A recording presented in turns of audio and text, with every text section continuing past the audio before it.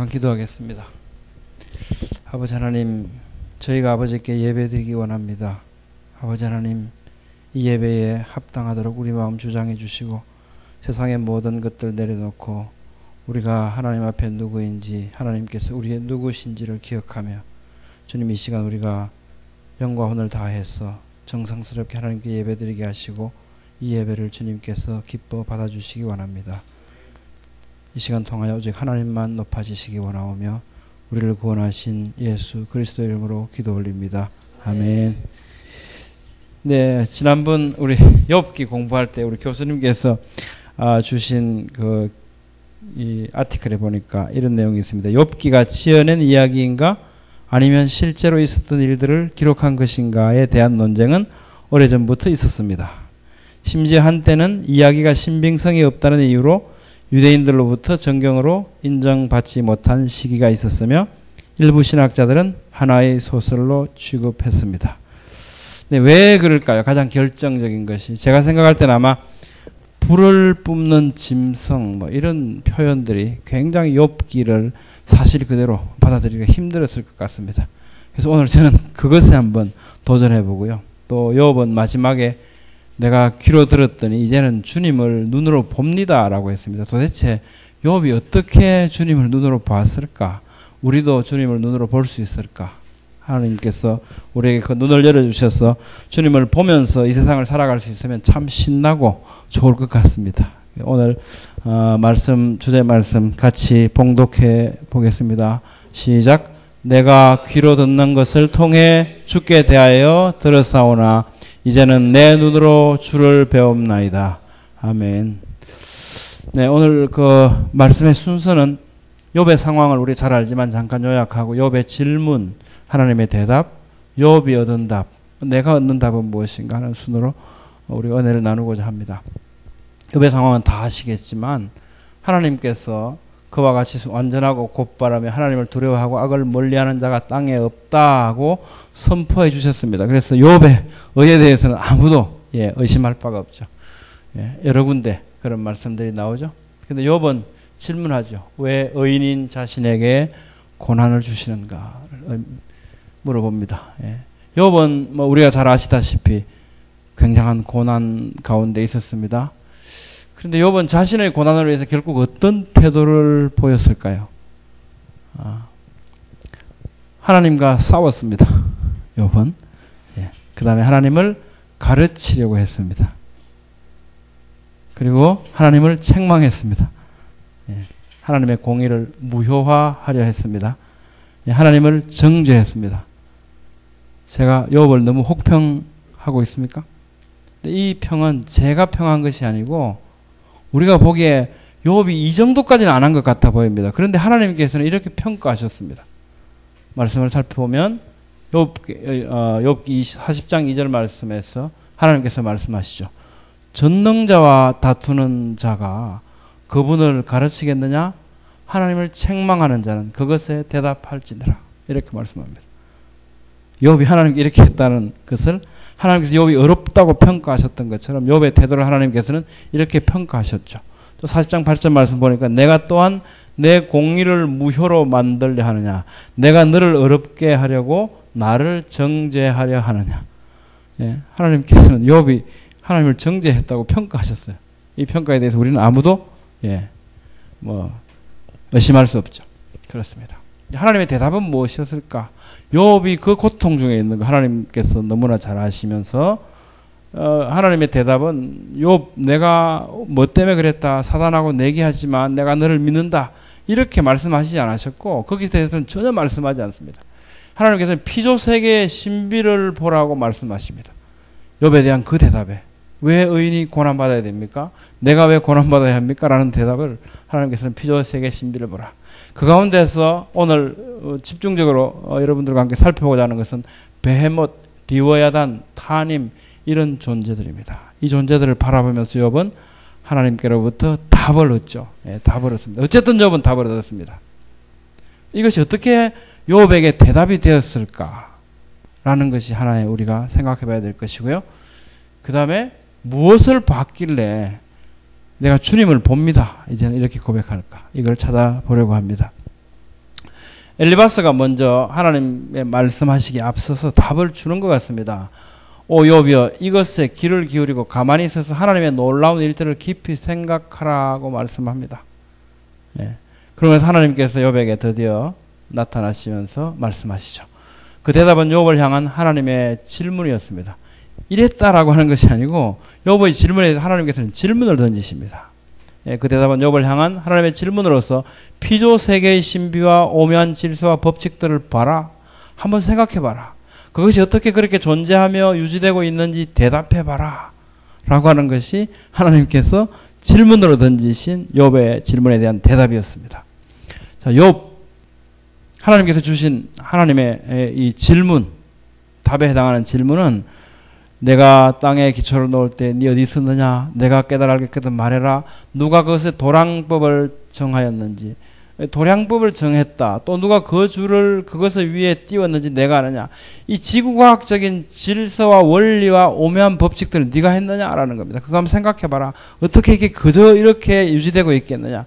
또 뭐 우리 잘 아시다시피 뭐 천체 운동의 질서와 법칙들의 근원, 사람과 동물들에게 지혜가 존재하는 이유와 근원, 자연 물질들의 속성과 질서와 법칙들의 근원, 티끌이 이 덩어리 돼서 흙이 어떻게 진흙이 돼서 붙는지 너 아냐? 네가 그렇게 했냐? 이런 말씀이죠. 하나님께서 만드신 피조 세계에 대한 생물, 무생물을 망라해서 이 우주에 세워진 지구에 존재하는 법칙과 질서들이 거저 있는 것이 아니고 네가 했느냐고 질문하고 계십니다. 또 동물의 세계에 내재하고 있는 질서와 그 세계가 보존되는 힘의 근원, 하나님께서 까마귀도 먹이 주시고요. 사자도 전부 다 그렇게 먹이 주셔서 하나님께서 기르신다고 말씀합니다. 39장에는 또 이 말씀하시죠.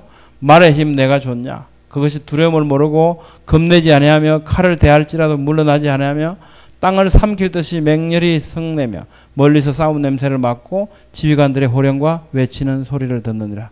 말 생각하면 참 신비하죠. 신비스럽죠. 동물들이 막 놀래서 도망갈 것 같은데 말은 도망가지 않습니다. 막 화살이 날아오는데도 그냥 가죠. 예.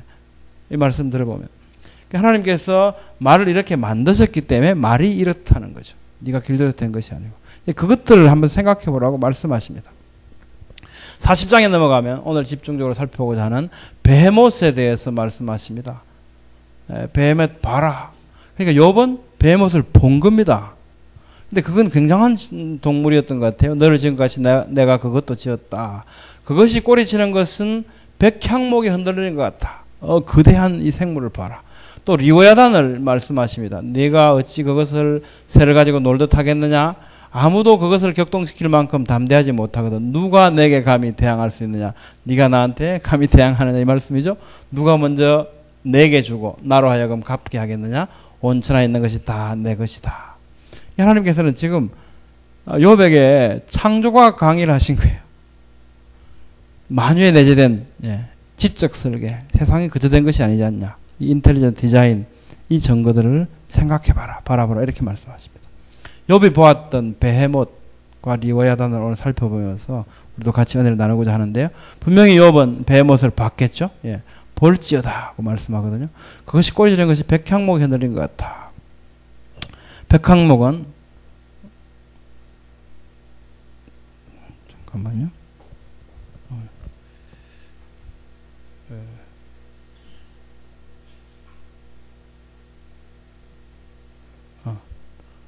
베헤못.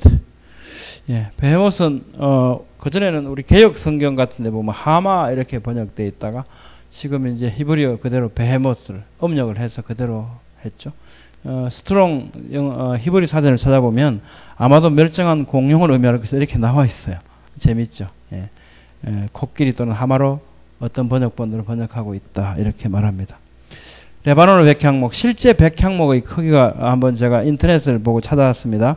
사람이 백향목 옆에서 사진을 찍었어요. 이 사람에 비해서 보면 굉장히 크죠. 이 사람들이 백향목 밑에서. 근데 이 베헤못이 꼬리치는 것이 이 백향목이 흔들린 것 같았다 그랬거든요. 디플로도쿠스라고 하는 공룡입니다. 길이가 14m 정도 돼요. 꼬리 길이만 이 정도 됩니다. 여기를 실제로 한번 나와봤습니다. 사람하고 이렇게 백향목을 실제 사진을 나와보니까 이 정도가 되죠. 이랬다면 꼬리가 이 정도 됐다면 몸체는 이렇게 하면 디플로도쿠스하고 어느 정도 어울리는 것 같고요. 또 그것의 힘은 허리에 있다. 겉뚝심은 배의 훔질에 있다.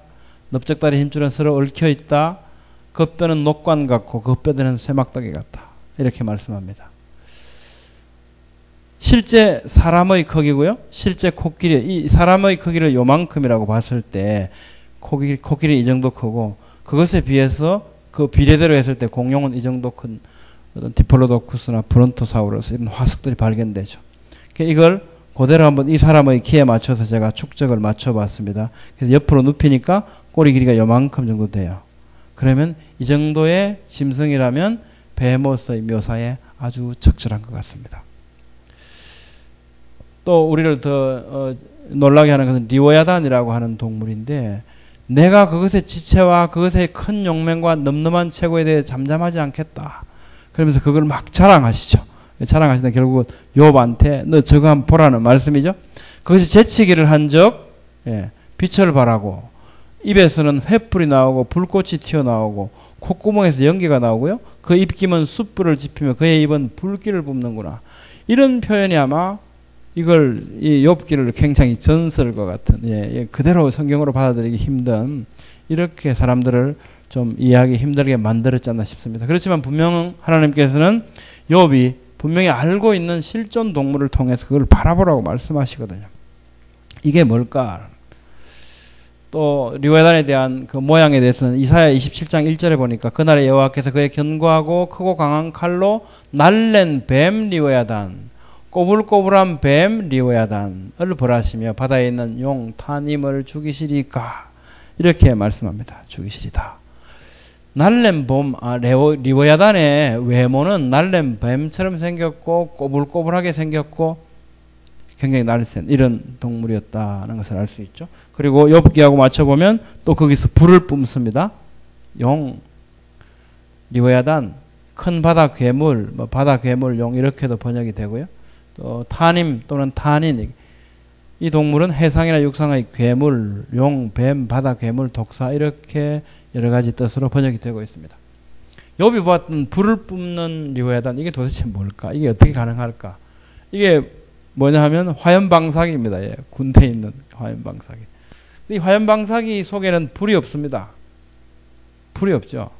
그런데 불을 뿜어냅니다. 이게 우리에게 힌트를 줍니다. 자연에서 어떻게 이런 것이 가능할까? 우리 인터넷 뒤져서 여러분들께서 한번 보시면 유튜브나 이런 데 많이 올라와 있습니다. 폭격수 딱정벌레, 폭탄 딱정벌레라고도 합니다. 이렇게 치면 이걸 만날 수 있습니다. 쉽게 만날 수 있어요. bombardier beetle이라고 하는데요. 이 어떤 외부에서 이렇게 뭘 이렇게 충격을 가한다거나 또는 유튜브에 올라온 걸 보면 그 두꺼비가 얘를 잡아먹으려고 혀를 이렇게 내려면서 탁 건드리면 굉장히 뜨거운 가스를 뿜어내요. 그걸 막 두꺼비가 놀라서 도망가는 이런 영상이 유튜브에 올라와 있습니다. 이걸 건드리면 하얀 가스처럼 보이는 저게 100도씨 이상 된다고 합니다. 수증기 같은 거죠. 사실은 불꽃처럼 불을 붙이는 않는데 굉장히 뜨겁습니다. 이것이 어떻게 가능하냐면요. 딱정벌레 속에는 두 개의 분리된 방을 갖고 있습니다. 그래서 한 방에는 28%의 과산화수소를 갖고 있고 한 방에는 하이드로퀴논이라고 하는 물질을 분배하고 있습니다. 그래서 이게 어떤 외부 위협을 당하면 이 가스들을 품어내면 이 폭발랑에서 만나게 됩니다. 이 메커니즘을 보면 일단 위협을 느끼면 과산화수소와 하이드로퀴논을 연소방으로 앞으로 보내죠. 그러면 이제 카탈라제라고 하는 효소가 과산화수소를 H2O2를 H2O 플러스 O로 바꿔줍니다. 그럼 물이 되고 산소가 발생하겠죠. 이 산소가 또 촉매가 돼서 페록시다제라고 하는 효소에 의해서 하이드로퀴논, 여기 있던 하이드로퀴논 앞으로 보내지 않습니까? 이게 퀴논으로 바뀝니다. 퀴논이라는 물질은 가려움을 일으키고 독성을 가지고 있습니다. 그리고 급격하게 산화합니다. 그래서 폭발력을 가질 정도로 급히 불어나죠. 압력이 이제 고압에 이르게 됩니다. 용액과 기체를 섭씨 100도씨까지 가열시키고 높은 압력을 발생시키면 그 압력이 일정 수준에 도달할 때 연소관 끝에 꼭지를 열어서 큰 힘으로 뜨거운 기체를 발사합니다. 여기서. 단지 몇 분 안에 15번 내지 20회 정도에 이르는 이런 폭발을 해낼 수 있다는 겁니다. 조그만 벌레입니다. 근데 이게 가능하죠. 100도씨 이상의 액체를 갖고 있으면 자기가 익죠. 몸이 익어버립니다. 그런데 전혀 상관없이 두 개의 챔버에 각각을 가지고 있으면 전혀 살아가는데 지장이 없다는 거죠. 필요할 때 화학 반응을 일으키기만 하면 됩니다. 이 봄바르디어 딱정벌레를 보면 어떤 동물이 뜨거운 불을 뿜을 수 있는 충분한 가능성을 우리에게 던져줍니다. 이게 실제 가능하겠구나. 미국 창조과학회 기시 박사라는 분인데 이분이 이제 오리 주둥이 공룡이 입에서 불을 뿜었을 것이다라고 추정을 합니다. 오리 주둥이 공룡이 여러 가지가 있는데요. 이 중에 한 두 가지 그래픽을 입힌 거고 실제로 화석으로 발견되는 건 이런 겁니다. 파라사우롤로푸스라고 하는 이런 애들이죠. 이 관 모양을 보면 재미있습니다. 이 관 모양을 보면 이 화석을 보면 텅텅 비어 있습니다. 이 관 속 이렇게 비어 있죠. 근데 이게 사람들이 왜 얘가 이런 관을 가지고 있어 이게 무슨 역할을 했을까라고 하는데 상상력을 많이 이제 발휘하는 거죠. 알 수는 없습니다. 아마 소리를 내면 이게 공명을 해서 큰 소리를 내거나 점에 큰 소리를 내서 뭐 쫓아냈을 거야. 뭐 이렇게 상상하기도 하고요. 근데 만약에 기시 박사가 추정하는 것은 이겁니다. 이 속에 만약에 아까 그 봄바르디어 비틀이 갖고 있던 것처럼 이런 어떤 가스를 이쪽하고 또 이 반대쪽에도 이 가운이 떠나 있거든요. 여기에 만약에 이걸 보존했다면, 그리고 필요할 때 뿜었다면 이게 앞에서 뭔가 이그나이터 역할만 해주면 불이 돼서 나갈 수 있다는 겁니다. 충분히 가능하다. 그래서 이분은 이게 그 역할을 했을 거라고 얘기를 합니다. 근데 이건 알 수 없죠. 원리는 우리는 충분히 수긍이 가능하다는 겁니다. 그것도 이제 화학적인 어떤 것들만의 가능성만 가진 게 아니고 실제로 자연 속에서 봄바르디어 비틀 같은 게 발견이 되니까요. 그럼 이때까지 우리가 성경에서 우리에게 주는 이 류야단에 대한 정보는 입에서 불길을 뿜는다. 그리고 지나갈 때 그게 지나가면 진흙바닥에 돌이깨 친 자국을 남긴다. 깊은 물을 솥의 물이 끓음같게 하며 바다를 기름병같이 다룬다. 바다 속을 막 휘젓고 다니는데 뭐 엄청난 백파가 일더라는 거죠. 깊은 바다를 백발로 만드는 듯. 이게 힘이 엄청나죠. 막 물을 헤치고 다니고도 또 무트로 나와서 기어다니면 바닥에 자국을 내고 엄청난 그런 존재죠. 또 메오는 날랜 뱀리어야단, 꼬불꼬불한 뱀리어야단이라고 그러지 않습니까? 이 모습을 한번 불을 뿜으면서 이런 모습을 가졌다고 한번 우리 머릿속에서 한번 조립을 해 보십시오. 이걸 조립하면 어떤 모양이 나올까요? 딱 이런 모양 나옵니다.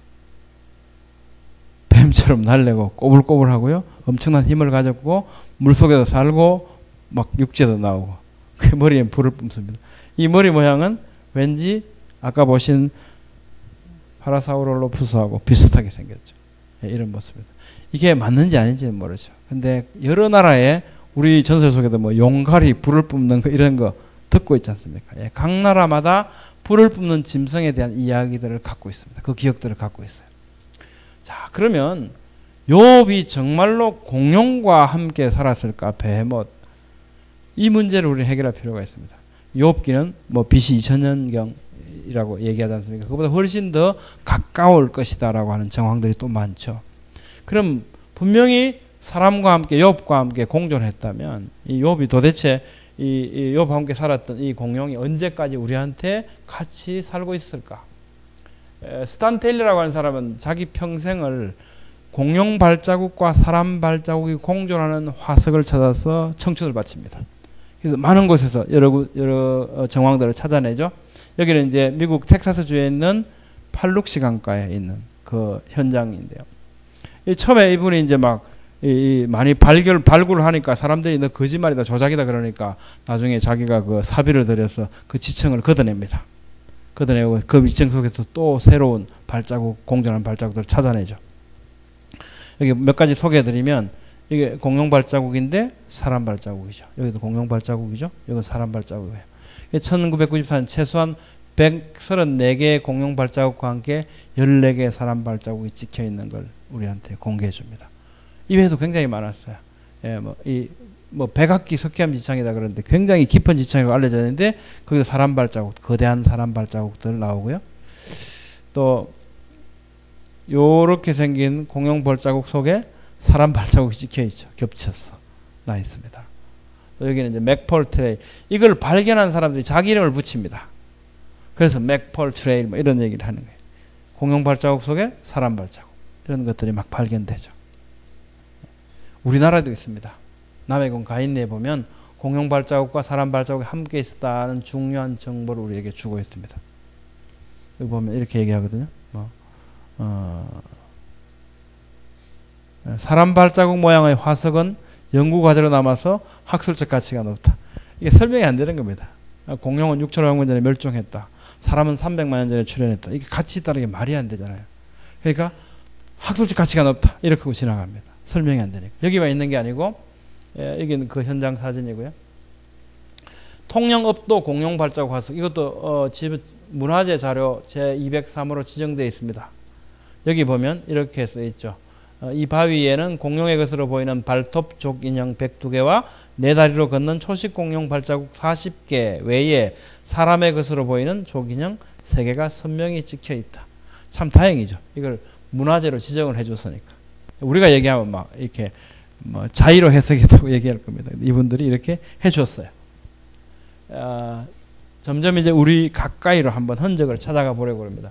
이게 멕시코 아캄바로 지역에 있는 추피쿠아로 문명인데요. BC 800년에서 AD 200년, 지금부터 한 2000년 전이죠. 예, 그때입니다. 그때 인디언들이 만든 것으로 추정되는 공룡 점토성들이 아주 많이 여기가 그 지역입니다. 예, 아캄바로 지역인데 발굴됐습니다. 한 3만 3천여 개 이상의 점토상들 중에서 공룡 점토상이 2600여 점이 발굴됩니다. 근데 그 모양이 너무 놀랍습니다. 이게 1991년도 미국 자연사 박물관에서 화석을 근거로 해서 그래픽을 해서 입힌 거예요. 근데 이거는 BC 700년경 내지 AD 200년경에 이 사람들이 만들어 놓은 토우입니다. 이건 2000년, AD 2000년에 그래픽으로 만드는 디노사우루스인데요. 티라노사우루스. 그런데 이거는 BC 700년 내지 AD 200년 그 경에 만들었던 이 사람들이 만든 톡입니다. 너무 비슷하죠. 어떻게 이렇게 똑같을 수 있을까요? 같이 살았다는 거겠죠. 같이 살았다. 또 그것은 굉장히 사람들하고 친숙했던 것 같습니다. 안고 있는 것도 있고요. 예, 이렇게 장난치는 이런 모습도 보입니다. 장난치는 것 같죠. 또 여성들과도 굉장히 친숙하게 있었던 것 같고요. 이거는 우리는 알 수 없죠. 이게 무슨 외양간에 키우는 건지 어쨌든 사람하고 굉장히 친숙했어요. 근데 이거는 그렇게 크지 않죠. 이 공룡은. 크기에 대해서 우리가 또 나중에 기회가 있으면 한번 살펴볼 필요가 있는데 이런 모습도 어쨌든 보면 너무 흡사합니다. 지금 그래픽으로 만들어 놓은 거고 너무 흡사해요. 똑같다. 이렇게 되니까 1945년에 독일 이 바르데마르 유르스루트라고 하는 이 사람이 최초의 멕시코 아캄바로에서 이만큼을 발견하니까 이게 인류 출현 6천만 년 전에 이게 되었다는 거하고 너무 안 맞는 거예요. 사람들은 혼란스럽습니다. 그래서 너 사기치는 거지 이렇게 얘기한 거예요. 그런데 1968년 해프굿 박사가 이 중에 3개를 방사성 동위원소 C14 데이팅을 시킵니다. 이렇게 해보니까 실제로 BC 1640년, 뭐 BC 4530년, BC 1110년 이렇게 나온 겁니다. 굉장히 오래되었다는 거예요. 지금 막 이 사람이 사기친 게 아니라는 게 증거가 되는 거죠. 그러다가 얼마 후에 미국 펜실바니아 대학에서 TL 측정법이라고 하는 이런 방법을 또 개발하게 됩니다. 이는 왜냐하면 그 당시에 골동품 같은 게 이게 가짜가 많이 나오니까 이걸 연대 측정을 실제로 해서 진짜 골동품인지 판별하기 위해서 그 방법을 개발했는데요. 이 방법이 개발되니까 다시 이 방법을 가지고 방금 여러분들이 보셨던 그 토우에 대해서 조사를 합니다. 그렇게 해보니까 여전히 그 연대는 BC 2500년경 플러스 마이너스 뭐 한 오차범위 10% 정도 된다. 이렇게 해서 밝혀집니다. 그러니까 이 시비를 걸었던 사람들이 전부 다 기브업한 거죠. 맞는 것 같다. 정말 오래된 것 같다. 메소포타미아인의 원통 인장에 새겨진 이런 그림들은 보면 아무리 봐도 공룡이 아니고는 다르게 해석할 수 있는 방법이 없습니다. 많죠. 굉장히 많죠. 이건 2세기경의 그림인데 이런 그림에도 나오고요. AD 200년경에 로마 모자이크에 있는 그림들입니다. 이건 아무리 봐도 공룡입니다. 사람과 공룡이 공존하고 함께 했다는 사료들은 너무너무 많습니다. 그러니까 욥이 당연히 공룡하고 살았을 것이고 베헤못이나 리와야다는 당연히 이런 동물이었을 가능성이 충분하죠. 또 호주 퀸즐랜드 북쪽에 있는 이런 쿠쿠야란지 원주민들도 이런 그림들을 보존해서 주고 있고요. 사람들 공룡 크기 보면 분명히 공룡이라는 걸 알 수 있습니다. 굉장히 많습니다. 곳곳에. 또 1700여 년 전에 중국 고전 기록에 보면 드래곤 본이라고 하는 게 용골 이런 표현이 나오고요. 캄보디아 아마 캄보디아를 여행하시게 되면 여기를 다 가실 겁니다. 앙코르와트. 예, 앙코르와트. 거기 보면 재밌는 조각이 하나 있어요. 이건 지금부터 한 12세기 말이니까 한 800년 전입니다. 굉장히 우리한테로 점점 가까이 오고 있습니다. 여기 보면 공룡 스테고사우루스 얘가 이제 세계적으로 조각되어 있습니다. 800년 전에. 근데 너무 선명하죠. 스테고사우루스. 작년에 우리 국방대학교에 있는 우리 학생 장교들이 가서 이제 크기를 알기 위해서 달러를 옆에 놓고 이렇게 찍었어요. 아무리 봐도 스테고사우루스죠. 이게 찍혀 있습니다. 우리만 그렇게 생각하는 게 아닙니다. 2006년 KBS도 보면 800여 년 전 캄보디아 사원 앙코르와트 기둥에 새겨져 있는 공룡 스테고사우루스다 이러면서 실었던 적이 있습니다. 같이 살았다는 거죠. 사람하고 공룡하고. 용자의 유래를 보면 이 용자 모습이 어떻습니까? 이 모양이 굉장히 비슷하죠. 이 모양이 그렇게 보입니다. 또 미국 유타주 암벽에도 공룡 그림들이 그려져 나오는데 이게 AD 400년에서 1300년 이제 100년 더 올라왔죠. 지금부터 700년 전입니다.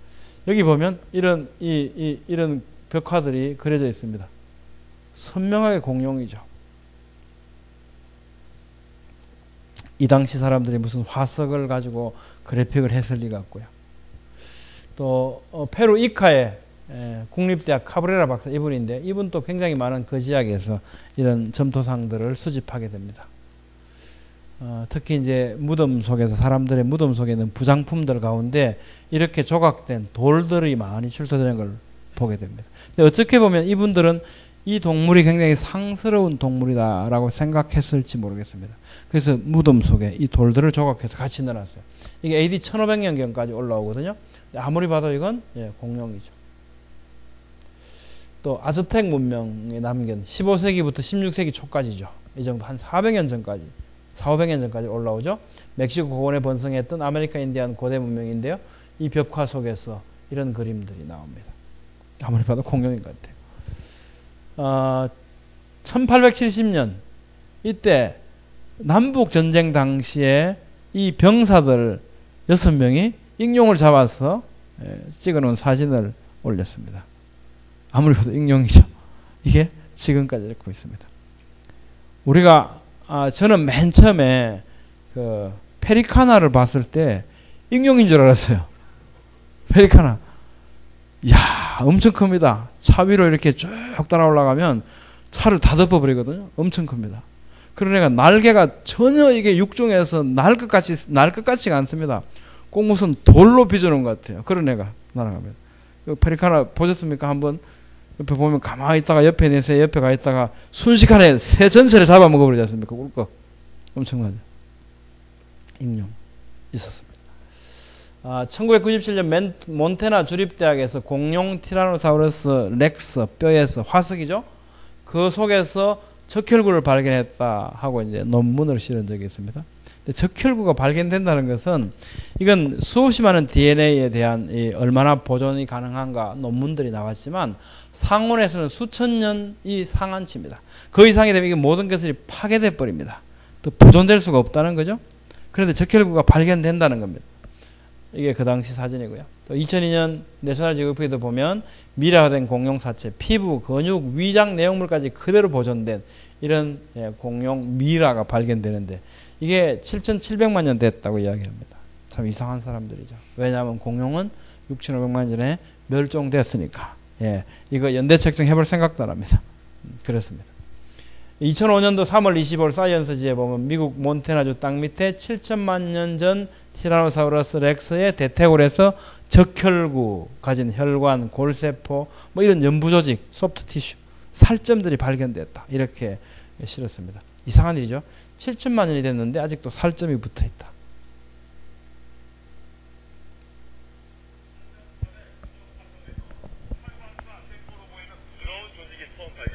공룡 연구에 새로운 장이 열리게 됐습니다. 임종둑이다. 10여 년 전 개봉된 스티븐 스필버그 감독의 영화 쥐라기 공원의 한 장면입니다. DNA를 추출해 6,500만 년 전에 공룡을 재현시킨다는 내용을 담고 있습니다. 이런 영화 속 상상이 현실로 나타날 수 있는 획기적 전기가 마련됐습니다.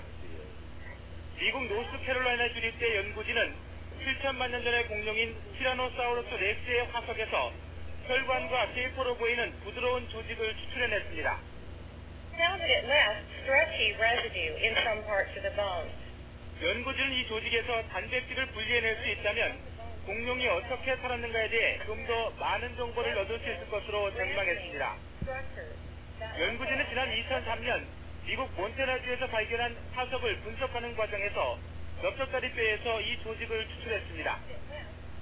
공룡 복제 가능성에 대해 연구진은 DNA를 추출해 공룡을 복제하는 것은 현실성이 떨어지며 그럴 계획도 없다고 말했습니다.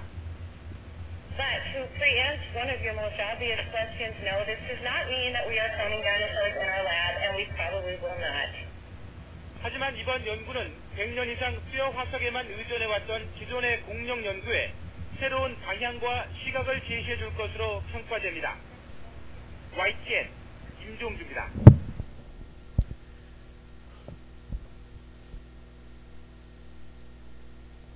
네, 참 이상한 일이죠. 이 7천만 년 됐다고 얘기를 하거든요. 그런데 그러면서도 여기를 잡아 당겼다가 놓으니까 다시 돌아가는 탄력을 가지고 있더라. 이런 거죠. MSNBC에도 똑같은 내용을 게재를 합니다. 7천만 년 됐다. 부드러웠다. 이게 지금 이 부분입니다. 유연성과 탄력성을 아직도 가지고 있어서 잡아 늘렸을 때 다시 원래 위치로 되돌아갔다. 그런 탄력을 가지고 있는 살점이 붙어 있는데 이게 7천만 년이 됐대요. 이게 전혀 과학적인 해석이 아니죠. 그렇습니다. 이게 7천만 년이 됐다라고 하는 것은 관찰된 결과가 아니고 자기들의 논리에 맞춘 거고, 관찰된 분명한 사실은 아직도 쫀득쫀득한 이런 살점이 붙어 있는 공룡 화석이 발견된다는 겁니다. 분명히 그렇게 오래되진 않았겠죠. 이런 살점들이 있고요. 인대와 같은 탄력성 연부 조직 하고 있습니다. 한겨레 신문에도 티라노사우루스 렉스 화석에서 부드러운 조직 발견됐다고 올렸죠. 2007년 7월 조선일보에 보면 재미있는 내용이 또 있어요. 1억 년 전 공룡뼈를 마을 주민들이 뼈다귀거려서 몸보신을 했다. 이런 내용입니다. 지역 주민들이 지난 20년 동안 공룡뼈를 재료로 만든 공룡 설렁탕 및 가루약을 먹었다는 거죠. 공룡뼈가 1kg에 사위안 우리나라 500원 가격에 판매되기도 했습니다. 자, 이게 SBS 뉴스도 나왔죠? 나왔습니다. 마을 주민들은 칼슘 성분이 풍부한 공룡뼈를 다른 재료와 함께 삶아서 보약으로 먹었어. 때로는 갈아서 고약처럼 사용하기도 했다. 분명한 사실은요, 아직도 이 공룡뼈가 칼슘 성분이 풍부하게 있더라는 겁니다. 그리고 끓이면 뽀얀 국물이 나왔어요. 그래서 설렁탕을 끓여 먹었습니다. 이게 사실입니다. 이거는 관찰된 사실이죠. 근데 1억 년이 됐대요. 이 말이 됩니까? 정말로 이상한 일이죠. 1억 년이 됐으면 완전히 썩어서 모양이 없어지든지 아니면 돌로 굳어져 있어야죠. 화석 상태로. 화석. 그 아까 슈바이처 박사 연구팀장이죠. 아까 TV에 잠깐 나왔다. 이분이 2003년도 그걸 발견하고 나서 계속 연구를 합니다. 정말 우리가 발견한 게 이게 살점이 맞나? 이게 단백질이 맞는가? 6년 후에 다시 논문 발표를 하죠. 아무리 봐도 공룡에서 이게 단백질이 맞다는 겁니다. 자, 그러면 고대 화석에 남아있는 DNA들, DNA 존재 상한선은 여러 학자들이 오랫동안 연구해오고 많은 논문들을 써냈습니다. 분명한 것은 상온에서 수천 년 이상, 그게 상한가다. 수만 년 이렇게 존재할 수가 없다는 겁니다. 그러니까 아까 그 공룡의 나이는 얼마라는 겁니다. 수천 년 이내라는 거죠. 수천 년 이내. 수만 년은 말이 안 되는 거죠. 수천 년 이내. 그러면 욥이 있었던 그 시대에 함께 했다는 것은 이런 우리가 아까 살펴봤던 족적이라든지 또는 벽화라든지 이거 외에도 실제로 살아있는 증거들이 이렇게 우리에게 다가와 있는 겁니다. 확인된 사실은 이거죠. 뭐 7천만 년 됐다. 이건 확인된 사실이 아닙니다. 1925년 캘리포니아 몬트레이 베이 무어 비치에 이런 애가 떠내려왔어요. 목길이가 한 6m 된다 그러죠. 사경용 살점들이 그대로 붙어 있죠. 옛날 신문 여기 보면 네이버 들어가면 검색을 하실 수 있는데요. 여기 보면 1977년 7월 20일 동아일보에 이런 내용이 실려 있습니다. 9m짜리 플래시오사우루스는 어룡입니다. 이게 세속과학에 의하면 이건 1억 년 전 것으로 알려져 있던 거죠. 아무리 봐도 이건 고래도 아니고 상어도 아니죠. 예, 어룡입니다. 예, 분명히. 그래서 사진을 찍고 해왔죠. 살점들이 흐느러하지만 아직도 붙어있는 상태고요. 그렇지만 이런 사경용들의 사체가 발견된다고 해서 지금까지 살아있다가 죽어서 된 건 아닙니다. 그게 꼭 그렇다고 생각할 수는 없어요. 왜냐하면 뭐 빙하 속에 있다가 매머더들 이렇게 바다에 떠내려오면 얼음이 깨져서 노출되고 그때부터 부패하기 시작할 수 있겠죠. 예, 그럴 수 있습니다. 그렇지만 뭐 7천만 년 이건 아니죠. 예, 분명히 최근까지 그렇게 오래되지 않게 우리하고 함께 살았다는 게 당연하고. 이게 1977년 미국 참플레인 호수에서 촬영된 괴수인데 저는 아무리 봐도 이게 어룡 같죠. 예, 플래시오사우루스 같은 그런 모습을 갖고 있습니다. 이게 좀 많이 찍혀서 우리한테 속 시원하게 촬영되면 좋겠는데 가끔 하나씩 찍혀요. 사람들이 잘 안 믿으려고 그럽니다. 이것에 대해서는 공정되지 않았습니다. 그래도 뭐 내셔널 지오피기니 디스커버리 이렇게 되면 좀 공정이 될 텐데 아쉽게도 이 사진은 그런 공인된 사진은 아닙니다. 그래서 제가 물음표 붙여놨습니다. 예. 욥이 얻은 답이 뭘까? 욥이 한번 살펴보죠. 욥은 고난 속에서 하나님을 원망하죠. 제발 좀 만나 주십시오. 좀 따져봐야 되겠습니다. 이렇게 말씀을. 그러니까 하나님께서는 창조하신 세계의 질서와 법칙들을 보라. 그리고 나한테 대답하라고 질문을 던지셨죠. 욥은 세계의 질서와 법칙, 베헤못과 리워야단을 바라보고 생각하는 가운데 하나님은 전능하신 창조주시며 만유를 그냥 두시지 않고 다스리고 계심을 각성했던 것 같아요. 이게 그냥 내버려진 채가 아니구나. 이게 다 다스리고 계시는구나. 그래서 내 삶도 하나님께서 내버려 두시지 않고 뭔가 개입돼서 다스리고 계시는구나 하는 걸 각성하기 시작했던 것 같습니다. 지금까지는 하나님께서 보이지 않는 머나먼 하늘에만 계신 줄로 알았는데 만유를 바라보고 생각해 보니까 그 영원하신 능력과 신성이 만유 가운데 계심을 이해하게 되었고 그래서 만유 가운데에서 하나님을 뵙게 되었던 것 같습니다. 그래서 욥은 이렇게 고백하죠. 내가 귀로 듣는 것을 통해서 주께 대하여 들어사오나 이제는 내 눈으로 주를 배움나이다. 이렇게 고백하는 것 같습니다. 이제 자신이 도저히 이해할 수 없는 일들이라 할지라도 그 모든 일들은 하나님의 다스림 안에 있음을 알게 되었고 사건을 이해하려는데 하는 대신에 하나님을 신뢰함으로써 모든 상황을 당연한 것으로 받아들일 수 있는 데까지 나아간 것 같습니다. 욥이 얻게 된 답은 그대는 그분을 신뢰할지니라 하고 조언해 주었던 엘리후의 권면과 같이 전능하신 창조주 하나님에 대한 무한한 신뢰 이것을 통해서 내가 내 사정이 이해는 안 된다 아직까지 그렇지만 내가 하나님을 신뢰함으로 내게 있는 것이 정당하다는 것을 고백하게 되는 것 같습니다. 예, 우리는 오늘날 어떤 것을 통해서 답을 얻게 될까요? 우리도 때로는 왜 이렇게 힘듭니까? 왜 저 아기는 잘 삽니까? 이런 의문을 가질 때가 있죠.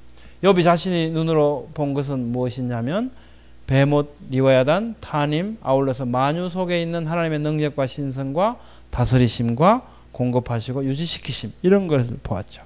하나님의 대답은 욥은 원하는 대답을 얻었습니까? 예, 욥은 분명히 얻은 것 같아요. 내가 내 손으로 입을 막겠습니다. 예, 내가 주님을 봅니다. 예, 욥의 고백. 예. 이 고백을 통해서 욥은 나는 질문했던 충분한 답을 얻었다라고 고백하고 있는 것 같습니다. 고난 속에서 원망하며 답을 구하는 욥에게 창조 세계의 신비를 보는 것이 답이라고 하신 하나님께서 오늘 우리에게는 무엇을 보라고 하십니까? 한번 같이 읽어보도록 하겠습니다. 시작. 그분의 보이지 아니하는 것들 곧 그분의 영원하신 권능과 신격은 창세로부터 분명히 보이며 만들어진 것을 통해 깨달아 알 수 있나니 그러므로 그들이 변명할 수 없느니라. 네, 아멘. 그분의 영원하신 능력과 신격이 분명히 보인다고 합니다. 만물 속에서. 욥이 바라보았던 것처럼 마태복음은 저한테 이런 하나님의 그 세심하신 배려를 더욱 확신하게 해줍니다. 같이 한번 받들어 읽겠습니다. 시작. 참새 두 마리가 1 아사리온에 팔리지 아니하느냐. 그러나 너희 아버지의 허락 없이는 그 중의 하나도 땅에 떨어지지 아니하리라. 오직 아버지께서 너희 머리털까지도 다 세셨나니 그러므로 너희는 두려워하지 말라. 너희는 많은 참새보다 더 귀중하니라. 네, 그렇죠? 저는 머리숱이 별로 없습니다. 예. 근데 가발하고 싶은 생각은 정말 없어요. 예, 저를 근본주의자라고 하는데 저는 그 말이 참 듣기 좋습니다. 예. 저는 우직하게 그렇게 살고 싶어요. 머리카락. 예. 이 머리카락이 없으면 저에게는 굉장히 적당한 것 같아요. 왜냐하면 음식을 먹으면 보통 머리숱이 많으신 분들은 매운 음식을 먹으면 콧등에 땀이 나요. 아니면 이마에 땀이 납니다. 근데 머리카락이 위에 없는 분들을 보면 여름에 더울 때든지 음식 먹을 때 땀이 나면 항상 수건이 어디 가냐면 머리 위로 먼저 올라가요. 한번 보십시오. 다 머리 위로 올라갑니다. 땀이 여기에 송글송글 솟아요. 저는 체질이 그렇기 때문에 이렇게 열이 발산된 이곳에 털모자를 덮으면 곤란하지 않겠습니까? 그 열이 잘 발산되도록 머리카락이 비켜준 거죠. 그래서 굉장히 조화롭습니다. 우리 몸은. 굉장히 조화롭습니다. 머리카락 세신 하나님. 주후 100년경 시리아 교회 규범서 우리 보통 디다케라고 잘 알고 있죠. 거기 보면 1, 2부로 되어 있는데 제1부 두 가지 길 중에 생명의 길이 있습니다. 여기 3장 10절에 보면요. 하느님 없이는 아무것도 이루어지지 않음을 생각하여 너에게 닥치는 일들을 무슨 일이든지 간에 좋은 일들인 양 받아들이라는 거죠. 하나님을 신뢰함으로 이렇게 받아들이라. 이렇게 우리에게 권면하고 있습니다. 이런 규범서도요. 우리에게 어려움이 있습니까? 우리 아버지는 전능하신 창조주십니다. 그분은 독생자를 우리를 위해 십자가에 죽임 당하게 하셨습니다. 그토록 나를 사랑하십니다. 우리가 아파할 때 아버지께서는 울고 계실 겁니다. 그럼에도 불구하고 우리에게 아픔이 있다면 그 아픔은 틀림없이 우리를 위한 것일 겁니다. 왜냐하면 아버지께서는 전능하시고 사랑이시기 때문입니다. 우리는 그러하신 아버지의 자녀들입니다. 그래서 이제는 모든 어려움과 아픔 가운데서도 안심하려고 합니다. 예, 잠깐 기도하겠습니다. 아버지 하나님, 욥기를 통해서 오늘날 욥에게 들려주셨던 하나님의 말씀을 듣고 욥이 보았던 하나님 아버지를 우리가 만유 속에 있는 하나님의 영원하신 능력과 신성을 생각하고 바라봄으로써 하나님을 배웁듯이 그 능력과 신성을 주님 깨달아 알면서 이제 우리에게 닥쳐진 이 모든 어려움과 고난이 있다 할지라도 하나님께서 우리를 그냥 내버려 두신 것이 아니라 우리를 끝없이 돌보고 계심을 확신하는 가운데 하나님을 신뢰함으로 우리의 닥쳐진 상황을 이해하기보다는 하나님께로 더욱 나아가는 계기가 되기를 소망합니다. 하나님 이 예배를 받아주시고 하나님 우리가 아버지 앞에 가는 날까지 늘 말씀으로 우리를 붙들어 주시며 하나님 우리는 우리 자신을 믿을 수 없습니다. 하나님께서 붙드시고 하나님께서 인도해 주옵소서. 감사드리며 예수님 이름으로 기도 올립니다. 아멘. 감사합니다. 네.